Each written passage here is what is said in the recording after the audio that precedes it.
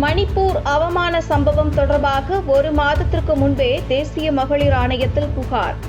மௌனம் சாதித்தது ஏன்?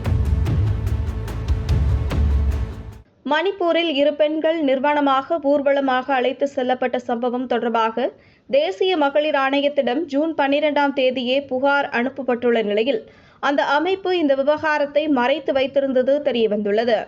இது தொடர்பாக ஆவணங்களை இந்தியா டுடே ஊடகம் வெளியிட்டுள்ளது. அதில் ஜூன் 12 தேதியிடப்பட்ட புகாரில் 3 இடங்களில் நடைபெற்ற பாலியல் பலாத்கார சம்பவங்கள் தொடர்பாக புகார் அளிக்கப்பட்டுள்ளது. அதில் பெண்கள் நிர்வாணமாக்கப்பட்டு ஊர்வலமாக அழைத்து செல்லப்பட்ட நிகழ்வு தெளிவாக குறிப்பிடப்பட்டுள்ளது.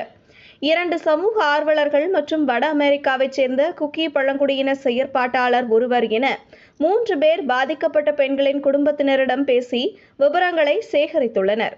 பிறகு அந்த விவரங்களை புகாராக தேசிய மகளிர் ஆணையத்திற்கு அனுப்பி வைத்துள்ளனர். இதுகுறித்து பதில் அளித்துள்ள தேசிய மகளிர் ஆணையத்தின் தலைவி ரேகா சர்மா, ஜூன் மாதம் நிறைய புகார்கள் வந்ததாகவும் அவற்றை அப்படியே மாநில அரசுக்கு அனுப்பி வைத்ததாக மழுப்பலான பதிலை அளித்துள்ளார். மணிப்பூர் அரசுக்கு இதுவரை 3 கடிதங்கள் எழுதியும் பதில் கிடைக்கவில்லை என குறிப்பிட்டுள்ளார்.